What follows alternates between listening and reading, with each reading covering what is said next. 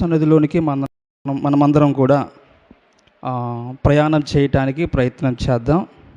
మహా అయితే 15, 20, 25 నిమిషాల పాటు దేవుని గొప్పతనాన్ని, దేవుని యొక్క మేలులను మనం తలుసుకుంటూ కృతజ్ఞులముగా మనం ఉండులాగున ప్రయత్నాలు చేయుటకు మనమందరం కూడా సంసిద్ధులు కందాం.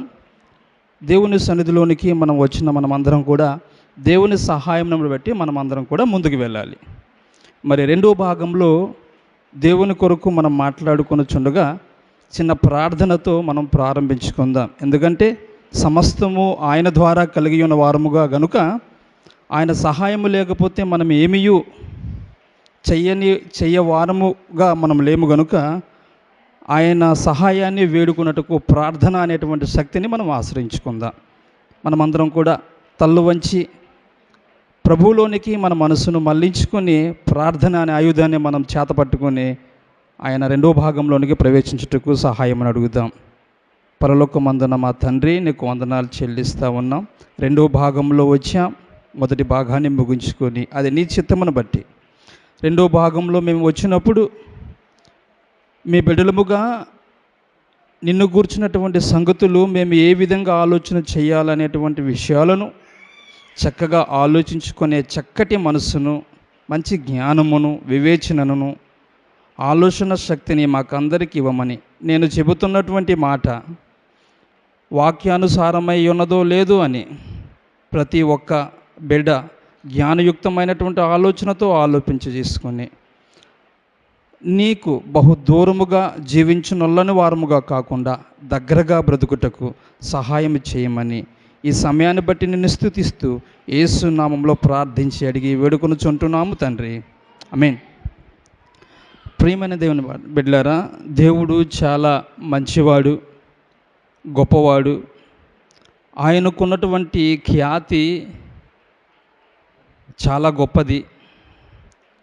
ఈరోజు ఎందరో ఆయన ఖ్యాతిని, ఆయన మాటను, ఆయన ప్రేమను పొందలేని వారు సమాజంలో ఎందరో ఉన్నారు. మనమైతే చక్కని దేవుని అనేటువంటి గృహంలోనికి ప్రవేశించి దేవుని గూర్చి ఆలోచన చేయటానికి దేవుడు మనకి చాలా చక్కటి సమయాన్ని మనకిచ్చాడు. మన ఇల్లును విడిచి కొంత సమయాన్ని దేవునికి వెచ్చించాలనేటువంటి మంచి మనసుతో మనమందరం వచ్చాం. ఆ కృప చాలా గొప్పది. ఎందుకంటే ఎందరో మనకు సంబంధికులు, మన గ్రామస్తులు, మన స్నేహితులు, మన బంధువులు, మన తోబుట్టువులు, మన తల్లిదండ్రులు రానటువంటి సందర్భాలు ఉన్నాయి. మనం మాత్రమే ఎందుకు దేవుని సన్నిధిలోనికి వచ్చాము అని మనం ఆలోచన చేయగలిగితే ఆ ఆలోచన చాలా గొప్పది. ఎవరూ మనల్ని పిలవలేదు, ఎవరూ మనల్ని బలవంతము చేయలేదు. మన ఇష్ట ప్రకారమే, మనకు కోరిక మేరకే దేవుని సంఘములోనికి మనం వచ్చాం. అది దేవుని నడిపింపు అని మనం తెలుసుకున్న వారముగా మనం ఉంటే అది గొప్ప ధన్యత. ప్రియమైన దేవుని బిడ్డలారా, అది దేవుని యొక్క శక్తి అయి ఉన్నది. చాలామంది అనుకుంటారు, నేను చేయగలను, నేను మాత్రమే చేస్తాను అని అనుకున్న సందర్భాలు ఎన్నో ఉంటాయి. కానీ అవి కొన్ని సందర్భాల్లో జరగవచ్చు, మరికొన్ని సందర్భాల్లో జరగకపోవచ్చు. ప్రతి ఆదివారం నేను దేవుని సన్నిధిలోనికి వెళ్తానన్న ఆలోచన మనకు ఉంటుంది. కొన్ని సందర్భాలు రాలేని పరిస్థితి, కొన్ని సందర్భాల్లో అనుకోలేము, దేవుని సన్నిధిలోనికి ప్రవేశిస్తూ ఉంటాం. ఆ శక్తి మనలను తెలియకుండానే నడిపిస్తుంది అన్న సంగతి మనం ఎప్పుడూ కూడా మర్చిపోకూడదు. కాబట్టి దేవుడు మనకిచ్చిన సమయాన్ని బట్టి కొన్ని మాటలు నేను చెప్పి త్వరగా ఈ సమయాన్ని నేను సద్వినియోగం చేసుకోవటానికి ప్రయత్నం చేస్తాను. అందరూ కూడా బలపరచబడండి, అందరూ కూడా విశ్వాసంలో ఎదగండి, అందరూ కూడా సంఘానికి ఆనుకొని ఉండండి, అందరూ కూడా సంఘముతో ముడిపడి ఉండండి. ఈ లోకములో మన జీవితము ముగిసిన తర్వాత ఆ మహాలోకానికి చేరడానికి మీ ప్రయత్నాలు ఎప్పుడూ సాగిస్తూనే ఉండాలి. నేను మిమ్మల్ని పరలోకానికి నడిపించలేకపోవచ్చు, నేను మిమ్మల్ని విశ్వాసంలోనికి నడిపించలేకపోవచ్చు, కానీ నా వెనకాల ఒక మహాశక్తి ఉంది. ఆ శక్తి ఎవరిది? సాక్షాత్తు పరలోకమందున్న మహాదేవునిది. దేవునికి స్తోత్రం. ఆ మహాదేవుడు మిమ్మలను నడిపించగల సమర్థుడు, విశ్వాసంలోనికి నిలబెట్టగల గొప్ప నాయకుడు, సంఘముతో అంటుపెట్టుకుని ఉండుటకు శక్తినివ్వగల గొప్ప దేవుడు. నేను ఒట్టివాడిని మాత్రమే, నా వెనకాల మాట్లాడిస్తున్న గొప్ప దేవుడు శక్తిమంతుడు. ఆ మాటలు మనం చూసి మనం దేవుణ్ణి తరించుటకు, జ్ఞాపకం చేసుటకు సమయాన్ని మనం ఇద్దాం. ఒక కుటుంబములో యజమానుడు అనగా తండ్రి, యజమానుడికి సహచరి అనగా తల్లి, ఇరువురితో కూడుకున్నటువంటి పిల్లలు, ఇలా కుటుంబం అనేసరికి తల్లిదండ్రులు, పిల్లలు, ఈ వ్యవస్థ అనేది మనం చూస్తూ ఉంటాం. ఒక కుటుంబాన్ని నడిపించాలంటే యజమానుడు ఎలా ఉండాలి? బలవంతుడై ఉండాలా? బలహీనుడై ఉండాలా? బలవంతుడై ఉండాలి. పని చేయుటకు శక్తిమంతుడై ఉండాలి. బయటికి వెళ్ళి సంపాదించుకుని తల్లి ఇచ్చేటటువంటి గొప్ప నమ్మకస్తుడై ఉండాలి. అలా తల్లి చేతికి పెట్టిన తర్వాత తల్లిదండ్రులు కలిగినటువంటి పిల్లలకు చక్కగా వండపెట్టి మంచి భోజనాలు సిద్ధపరిచేటటువంటి అవకాశం ఒక తల్లికి ఉంటుంది. ఆ తల్లి కూడా కొంత శక్తి కలిగి ఉండాలి. యజమానుడు తీసుకొచ్చినటువంటి ప్రతి ఫలాలని పిల్లలకి ఇవ్వాలి అని అంటే శక్తి తల్లికి ఉండాలి. ఎందుకనంటే అది కుటుంబ ధర్మం. ఒక కుటుంబాన్ని కాస్తున్నటువంటి తల్లిదండ్రుల వారు తమ పిల్లల కొరకే అన్న సంగతి మనం మర్చిపోకూడదు. వీళ్ళే గొప్పవాళ్ళు అని మనం అనుకుంటే, ఈ ప్రపంచం మీద మానవులని పిలువబడుతున్న వారికి సహితము, వీరు మాత్రమే కాకుండా ఎన్నో కోటాను కోట్ల జీవరాశులు ఉన్నాయి. ఈ జీవరాశులన్నిటినీ కూడా, మనుషులతో సహితము జీవరాశులన్నిటికీ కూడా దేవుడు ఏం చేస్తూ ఉన్నాడు? పోషిస్తూ ఉన్నాడో లేదా? పోషిస్తూ ఉన్నాడు. మరి ఆయన కూడా చాలా గొప్పవాడు. కనుక ఆ మాటలు ఒక మాటగా మనము చదువుటకు ప్రయత్నం చేద్దాం. మొదటి తిమోతి రాసిన పత్రిక, మొదటి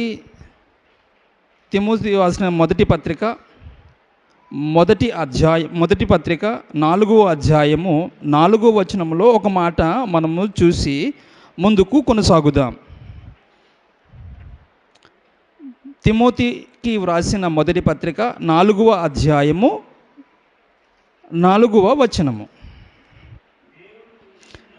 దేవుడు సృజించిన ప్రతి వస్తువును మంచిది, కృతజ్ఞతాస్తుతులు చెల్లించి పుచ్చుకొనిన ఎడల ఏదియో నిషేధింపతగినది కాదు. దేవుడు సృజించిన ప్రతి వస్తువు మంచిది.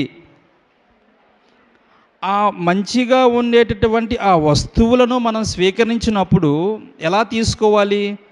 కృతజ్ఞతాస్తుతులు చెల్లించి తీసుకోవాలి. ఎలా తీసుకోవాలమ్మా? కృతజ్ఞతాస్తుతులు చెల్లించి తీసుకోవాలి. ఈరోజు దేవుని ఆలయములోనికి లేదా సన్నిధిలోనికి ప్రవేశించిన మనమందరం కూడా ప్రతి క్షణము ఈరోజు నేర్చుకోవాల్సినటువంటి విషయం ఏంటంటే, ప్రతి గడియ, ప్రతి సెకను, ప్రతి క్షణము కూడా కృతజ్ఞతాస్తుతులు చెల్లించువారుగా మనం ఉండాలని దేవుడు కోరుతా ఉన్నాడు. ఒక ఉదాహరణ మీకు చెప్పి ముందుకు పోతాను. మనకి అపారమైనటువంటి దాహం వేచినప్పుడు ఆ క్షణమే ఎవరైనా మనకు ఒక బాటిల్ నీరు ఇచ్చినా, ఒక గ్లాసుడు నీరు ఇచ్చినా, ఒక చెంబుడు నీరు ఇచ్చినా, ఆ దాహాన్ని తీర్చుకున్న తర్వాత ఆ దాహాన్ని తీర్చిన వ్యక్తికి మనమేం చెబుతాం?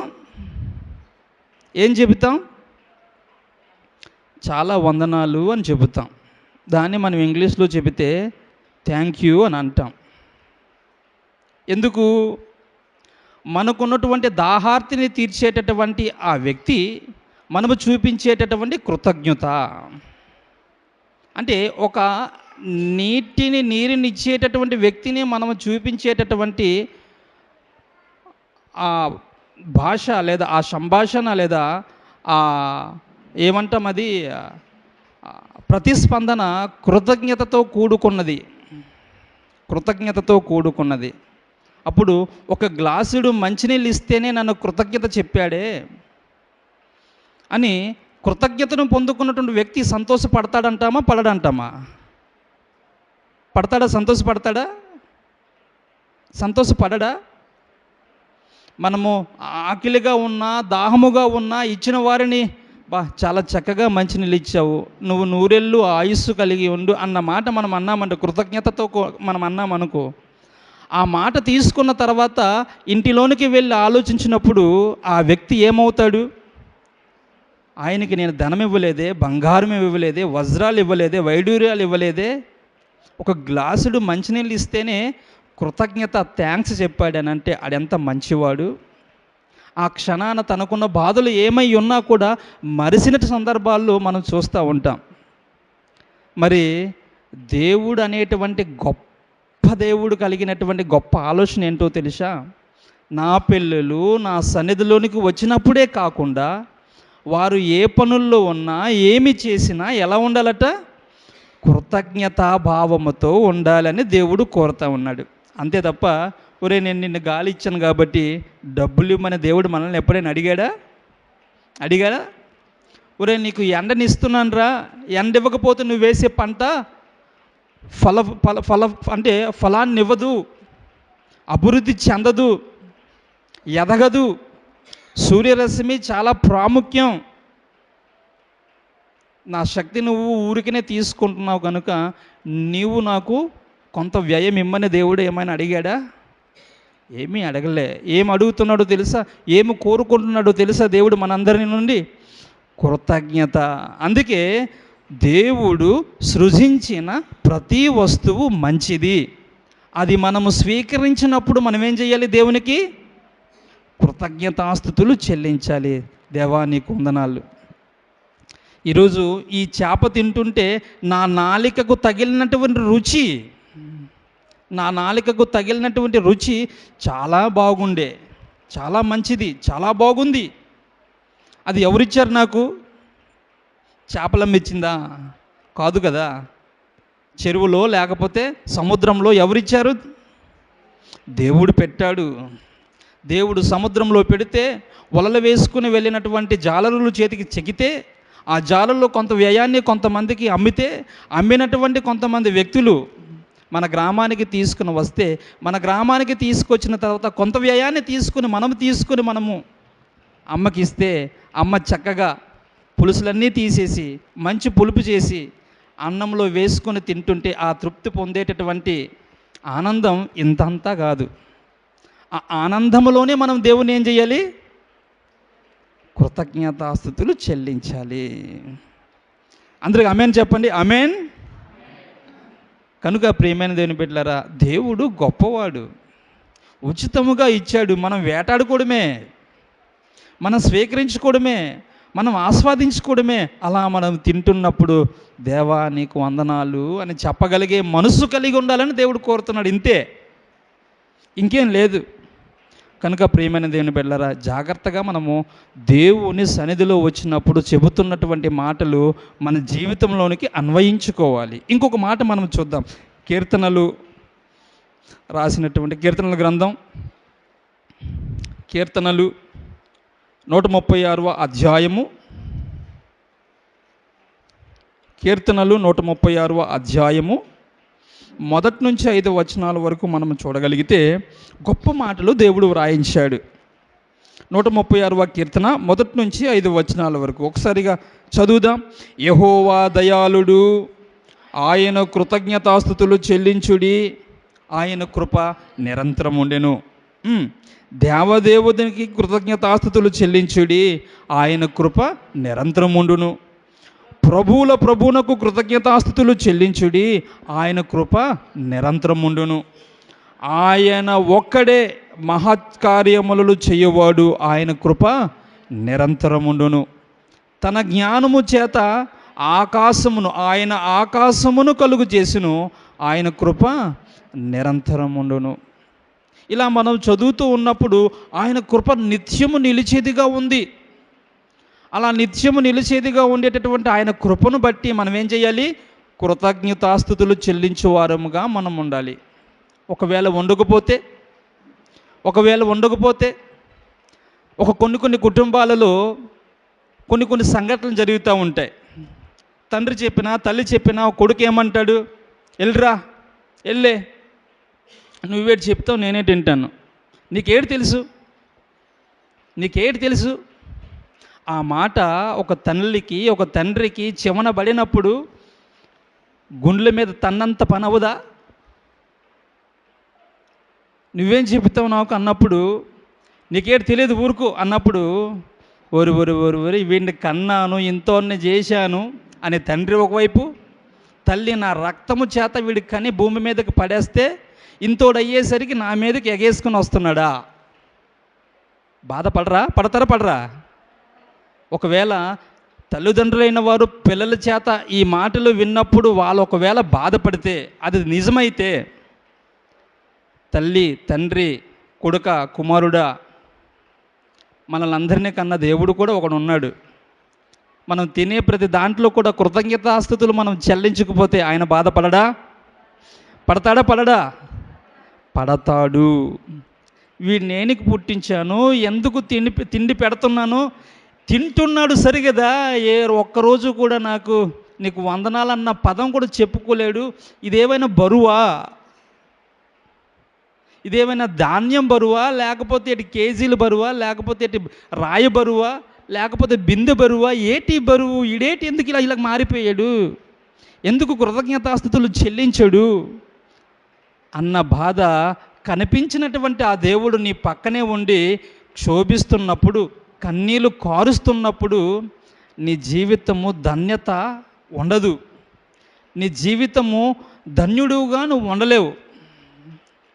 ఆయన నీ యొద్దకు వచ్చి నీ చెవుల్లో చెప్పకపోవచ్చు, కానీ మాటల్లో ఇక్కడ నిలబడి ఉన్న ప్రతి వ్యక్తి ద్వారా ఆయన మాట్లాడిస్తున్నప్పుడు ఆయన కోరిక, ఆయన సంకల్పము, ఆయన గాథ, ఆయన బాధ, ఆయన ఆవేదన, ప్రియమైన దేవుని బిడ్డలారా, మనం ఎందుకు అర్థం చేసుకోకూడదు? కనుక దేవుణ్ణి కృతజ్ఞతాస్తుతులు చెల్లించు వారముగా మనం నిత్యము ఉండాలని దేవుడు కోరుతూ ఉన్నాడు. అదే ఆయన కోరిక. ఇంకేదో నీ పంటల్లో నుంచి ప్రథమ ఫలం ఇమ్మని దేవుడు అడగడు. నీ పంటల్లో పండేటటువంటి దశమభాగము దేవుడు ఇవ్వమని ఆయన అడగడు. కృతజ్ఞతాస్తుతులు మనం చెల్లించి బద్దులమై ఉన్న మన సంగతి మనం ఎప్పుడూ కూడా మరువకూడదు.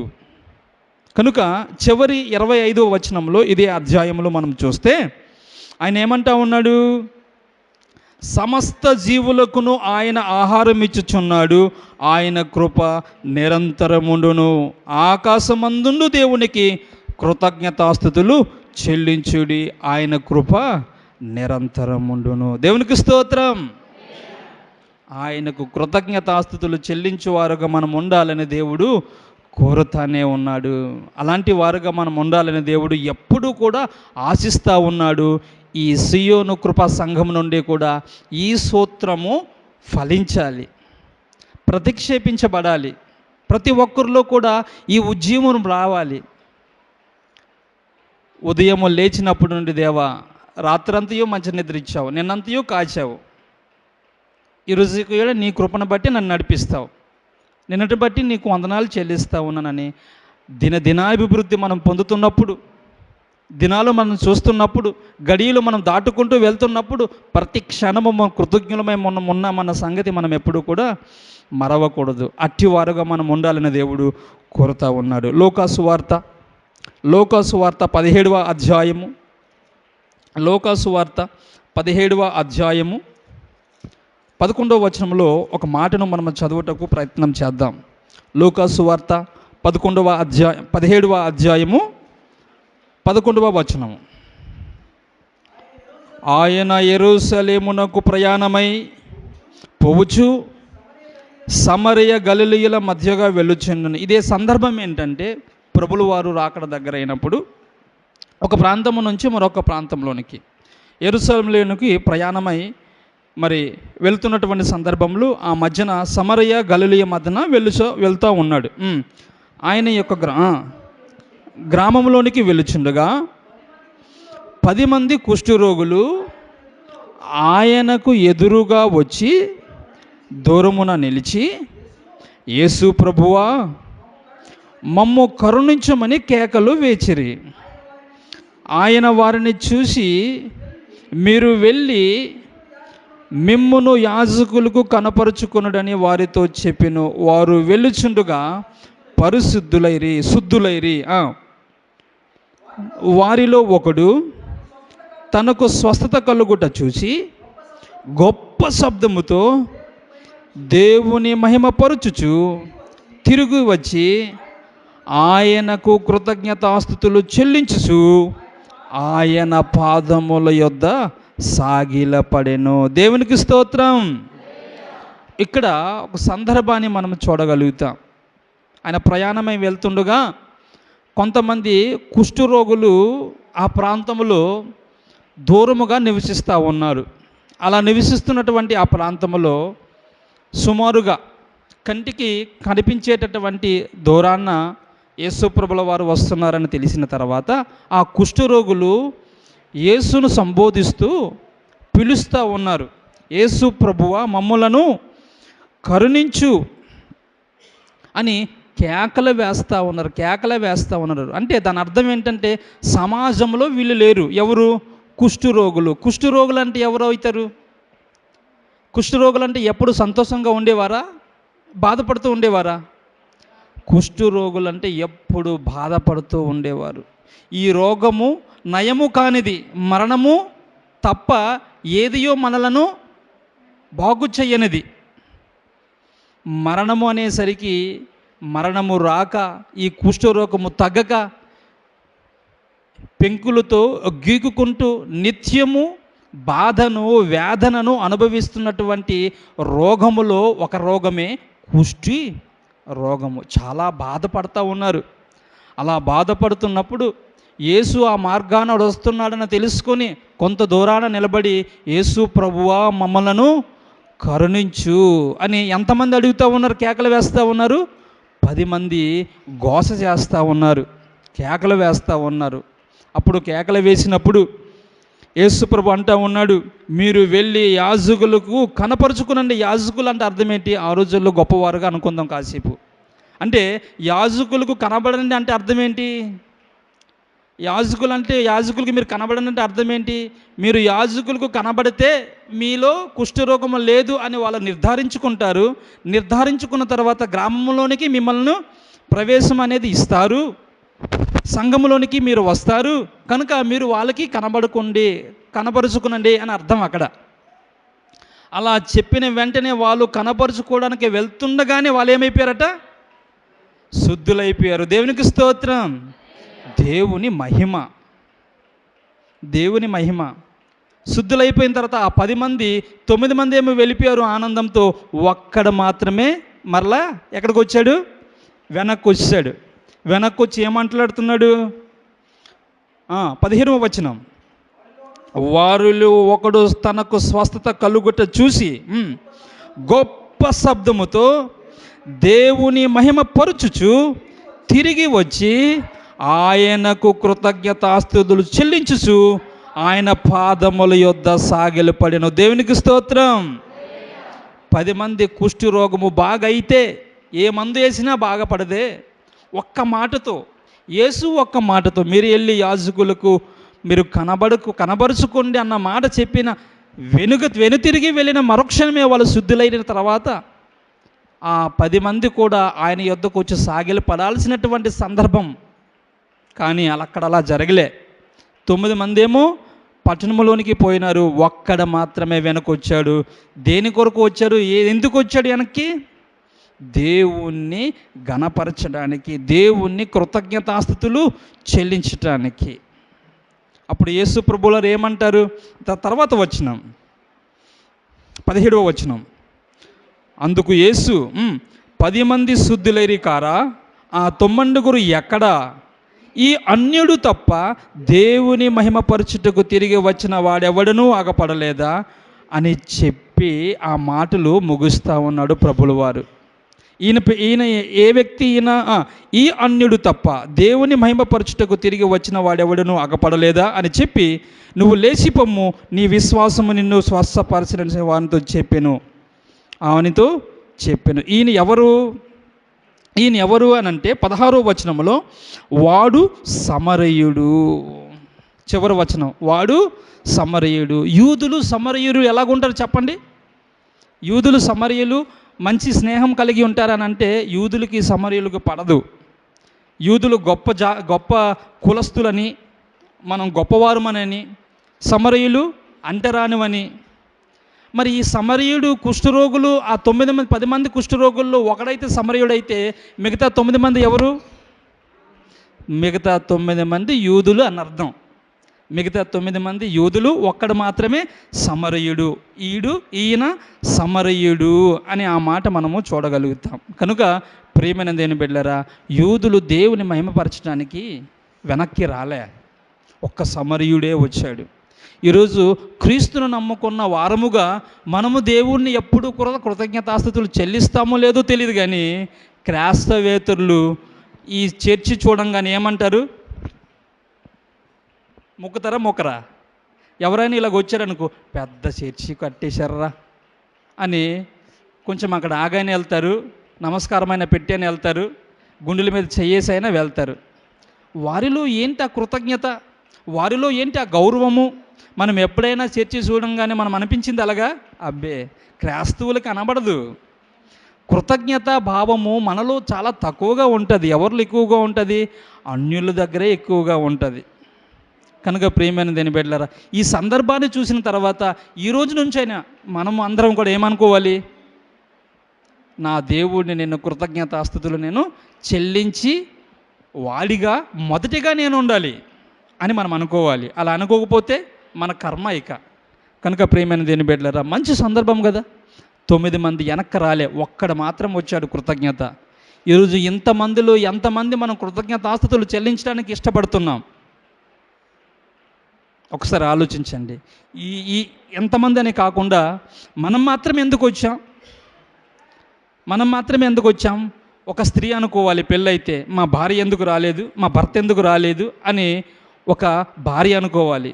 ఒక భర్త నా భార్య ఎందుకు రాలేదు అని ఒక భార్య అనుకోవాలి. ఒక తల్లి అనుకోవాలి, మా ఆయన ఎందుకు నాతో పాటు చర్చికి రాలేదు. దేవుని కృతజ్ఞతాస్తుతులు మనం చెల్లించాలి కదా. దేవుని కృపను బట్టే కదా మనం అందరం కూడా బ్రతకగలుగుతున్నాము.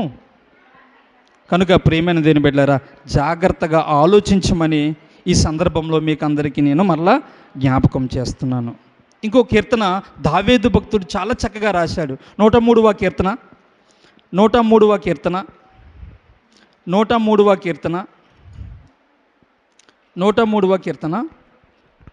మొదటి నుంచి 2వ వచనాలకు చూద్దాం. మంచి మాటలు భక్తుని నోటి వెంట మనం చూస్తాం. నా ప్రాణమా యెహోవాను సన్నతించుము, నా అంతరంగమునున్న సమస్తమా ఆయన పరిశుద్ధ నామమును సన్నతించుము. నా ప్రాణమా యెహోవాను సన్నతించుము, ఆయన చేసిన ఉపకారములలో దేనిని ఏది కూడా మరవకూడదు. దేవుడు నేను ఉపకారం చేశాడా చేయలేదా? చేశాడా? దేవుడు నాకు ఉపకారం చేశాడు అన్నవాళ్ళు చేతులెత్తండి నాతో పాటు. నాకు దేవుడు ఉపకారం చేశాడు, అపకారం చేయలేదు. చేశాడా మీ అందరికీ దేవుడు? కొంతమంది ఎత్తట్లేదనంటే ఉపకారం దేవుడు మీకు చేయలేదేమో. ఒకవేళ దేవుడు ఉపకారం చేసేవాడుగా ఉంటాడే తప్ప అపకారం చేసేవాడుగా ఎప్పుడూ ఉండడు. ఉపకారం చేస్తే ఆ ఉపకారాన్ని పొందుకున్న నువ్వు మరవాలా, మర్చిపోవాలా? అమ్మా అయ్యా మర్చిపోవాలా? మర్చిపోకూడదు కదా. భక్తుడు మాట్లాడుతాడు, నేను దేనిని కూడా మరవకూడదు. దావీదు భక్తుడు, నేను గొర్రెలు కాచుకున్నవాడుగా ఉన్నాను, నేను రాజు చేశాడు. అసలు రాజుకునే గొర్రెల కాపరికి ఏమైనా తేడా ఉందా? అబ్బే, కల్లో కూడా ఈయన ఊహించుకోలేదు సింహాసనాన్ని అధిరోహించేటటువంటి అవకాశం దేవుడు తనకి ఇస్తాడని. అందుకే భక్తుడు తన హృదయములో నుండి కన్నీటితో రాసినటువంటి మాటలు, దేవుడు చేసిన ఉపకారాన్ని నేను మరవలేదు, నా మాటలు చదువుతున్నటువంటి ఈ తరం వారు కూడా ఏం చేయకూడదు, మరచిపోకూడదు. దేవునికి స్తోత్రం. అలాంటి కృప కలిగి మనం దేవుడు ఉండాలని కోరుతూ ఉన్నాడు. అంతే తప్ప దేవుడు నీ ధనాన్ని తీసుకొచ్చేసి నా దగ్గరికి తీసుకురమ్మని నిచ్చెన వేయట్లే, మార్గాన్ని ఇవ్వట్లే. ఒకవేళ సంఘం అనేది ఉంటే, సంఘం ఇస్తే, సంఘం దేవుని కొరకు వారబడితే ఎన్నో ఆత్మలు రక్షింపబడతాయి, అంతే. కనుక కృతజ్ఞతా భావము కలిగి జీవించాలని దేవుడు కోరుతూ ఉన్నాడు. అట్టి కోరిక మనము తీర్చాలి ఆయనకి. మన కుటుంబంలో పెళ్ళోడు ఏడిస్తూ ఉంటే తల్లి పాలు పెట్టకుండా ఉంటుందా? ఏడురా బాబు నీకు నేను పాలు పెట్టనంటదా? పాలు పెడుతుంది. ఒక పెళ్ళోడు అమ్మ నాకు ఆకలేస్తుందంటే, అయ్యో నా కొడుకు ఆకలి అంటున్నాడు కాబట్టి పట్టెడి గిన్నెన్నం తీసుకుని వచ్చేసి ముద్ద తినిపించుకొని ఆకలిని తీరుస్తానంటది. కృతజ్ఞత. మరి దేవుడు కనబడడు కదా అని చెప్పేసి మనం వెర్రివేగి బ్రతకగలిగితే, జీవించగలిగితే, కృతజ్ఞులమై ఉండకపోతే ఒకానొక రోజు దేవుడు మనల్ని అడగడా? ఖచ్చితంగా దేవుడు అడగతాడు, లెక్క మొత్తం తీస్తాడు. అప్పుడు కృతజ్ఞులను తండ్రి అని అన్నా కూడాను ఇక పనిచేయదు సూత్రం. ఇప్పుడే ఈ క్షణమే తీర్మానం చేసుకో. లేచినప్పుడు, పడుకునేటప్పుడు, పనుల్లో వెళ్తున్నప్పుడు, నువ్వు ఉన్నప్పుడు, నుంచున్నప్పుడు, కూర్చున్నప్పుడు, లేచినప్పుడు, ప్రతి క్షణములో దేవుణ్ణి నువ్వు కృతజ్ఞతాస్తుతులు చెల్లించి బదులుగా నువ్వు ఉంటే దేవుడు తప్పకుండా నిన్ను తలగా దీవిస్తాడు తప్ప తోకగా మాత్రం ఎప్పుడు ఉంచుడు. దేవునికి స్తోత్రం. అలాంటి వారుగా మీరు వర్ధిల్లానని దేవుడు కోరుతా ఉన్నాడు. కృతజ్ఞులుగా ఉండండి అంటున్నాడు, అంతే. చివరి ఒక మాట చదివి మనం ముగిద్దాం. 2 కొరింథీయులకు రాసిన పత్రిక 9వ అధ్యాయం 2 కొరింథీయులకు రాసిన పత్రిక 9వ అధ్యాయం 15వ వచనం. ఒక మంచి సందర్భం. చదవండి. Page number 164. 2 కొరింథీయులకు రాసిన పత్రిక 9వ అధ్యాయము 15వ వచనం. చెప్పసఖ్యము కాని ఆయన వరమును గూర్చి దేవునికి స్తోత్రము. ఎవరికైనా అర్థమైందా? చెప్పసఖ్యము కాని ఆయన వరము ఏంటది చెప్పండి. చెప్పసఖ్యము కాని దేవుని వరము గూర్చి దేవునికి స్తోత్రం. వరము అంటే అర్థం ఏంటి? వరము అంటే అర్థం ఏంటి? ఇవ్వటం, దయచేయటం. చెప్పసఖ్యము కాని ఆయన వరము. ఆయన అంటే ఎవరు? ఇక్కడ దేవుడు అని అర్థం. దేవుడు ఒక వరం ఇచ్చాడు మనకి. ఏంటి ఆ వరం తెలుసా? ఏంటి ఆ వరము? యేసు ప్రభు అనేటువంటి గొప్ప బోధకుని వరం. ఈరోజు దేవునికి మనకి ఒక పెద్ద అగాధం ఉంది, పాపము. అది నీలో ఉన్న పాపాన్ని తీసివేయగల డాక్టరు పుట్టలే, మెడిసిను పుట్టలే, ఏది పుట్టలే. అది ఎవరి నుండి మనకి సాధ్యపడుతుంది? యేసుల వారి రక్తము ద్వారానే అది మనకి సాధ్యం. అది దేవుడు మనకి ఎలా ఇచ్చాడు? ఎలా ఇచ్చాడు? డబ్బు కొని ఇచ్చాడా? డబ్బు తీసుకుని ఇచ్చాడా? ఉచితంగా ఇచ్చాడా? ఉచితంగా ఇచ్చాడు. ఒరే నువ్వు వెళ్ళిపోవాలిరా. ఎక్కడికి? భూమి మీదకి వెళ్ళాలి. నిన్ను చంపేస్తారు, నిన్ను సిలివేస్తారు, నిన్ను కొరడాలు కొడతారు, నిన్ను గుద్ది ఎవరు గుద్దారో చెప్పు అని అంటారు, నీ మీద ఉమ్మ వేస్తారు. అయినా నువ్వు బాధపడకు. అలా నా పిల్లలు వాళ్ళు పాపములో మునిగి తేలియాడుతున్నారు. వారి నా రాజ్యంలోనికి రావాలని అంటే వారిలో ఉన్న పాపాన్ని నువ్వేం చేయాలి? తీసేయాలి, కడిగేసేసేయాలి. అలా బురదలో ఇంకా కొట్టుమిట్టాడుతున్నారు. నువ్వు వెళ్ళాలి నాయనా అని యేసును తండ్రి ఆజ్ఞాపిస్తే ఆ తండ్రి ఆజ్ఞను మీరకుండా ఆకాశం నుండి భూమి మీదకి దిగి వచ్చి ఎన్నో హింసలు, ఎన్నో వేదనలు, ఎన్నో అపనిందలు పడి మన కొరకు మరణించి మన పాపాల నిమిత్తమై ఆ క్రయదము చేస్తే మరలా ఆకాశంలోనికి వెళ్ళి మొదటి భాగంలో చదివినటువంటి మాట, మరలా నేను మీ యొద్దకు వచ్చి మీరందరినీ కూడా ఏం చేస్తాను? తీసుకొని పోతానన్న యేసు అని ఉచితమైనటువంటి వరం దేవుడు మనకిచ్చాడు. దేవునికి స్తోత్రం. అది దేవునికి స్తోత్రములు. కాబట్టి ప్రియమైన దేని బిడ్డలారా, ఇన్ని సందర్భాలు మీ ముందు పెట్టినప్పుడు ఈ రోజు నుంచి దేవుణ్ణి స్తుతించకపోతే, దేవుణ్ణి గణపరచకపోతే, దేవునికి కృతజ్ఞతాస్థుతులు కలిగి ఉండాలన్న ఆశ మీలో పుట్టకపోతే, ఇంకా మనల్ని బాగు చేసేవాడు ఒక్కడు కూడా ఉండడు. ఇక మన జీవిత పరమార్థము లేనే లేదని మనం అనుకోవాలి. అట్టివారముగా కాకుండా దేవునికి మంచి బిడ్డలముగా, మంచి సంఘస్థులముగా మనం ఉండాలని, ఆ దేవుని చేత అనిపించుకోవాలని ఉండాలని అంటే ఈరోజు నుంచే మనం కృతజ్ఞత కలిగి ఉండేవారముగా మనం ఉండాలి. అట్టి కృప దేవుడు మనకందరికీ దీవించునుగాక. ఆమేన్. చిన్న ప్రార్థన చేస్తా. అందరూ కూడా తల్ల వంచి మీ మనస్సును దేవుని వైపు నిదానించి ఉంచుకోగలిగితే ప్రార్థనతో ఈ సమయాన్ని ముగించుకుందాం. మహోన్నతుడా, మహాగణుడా, పరలోకమందున మా కన్న తండ్రి, నీకు వందనాలు చెల్లిస్తూ ఉన్నాం. అవునయ్యా, ఉచితముగా ఈ భూమి మీదకి మా కొరకు పెట్టినటువంటి వస్తువు లేకపోలేదు. ఉచితంగా ఇచ్చావు. ప్రతిదీ మంచిదన్నావు.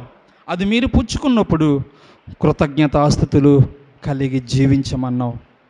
ఆ మాట విన్న తర్వాత మేమెంతమంది తండ్రి కృతజ్ఞతా భావముతో ఇక నుండైనా ఆ పరలోకమందున్న తండ్రికి నేను కృతజ్ఞతులుగా ఉంటానన్న సంగతి గుర్తెరిగి జీవించేవారుగా ఉంటామన్న తీర్మానం చేసుకున్న వారు ఎంతమంది ఉన్నా కూడా ఆ ప్రియ బిడ్డలకును విశ్వాసురాండ్రులకును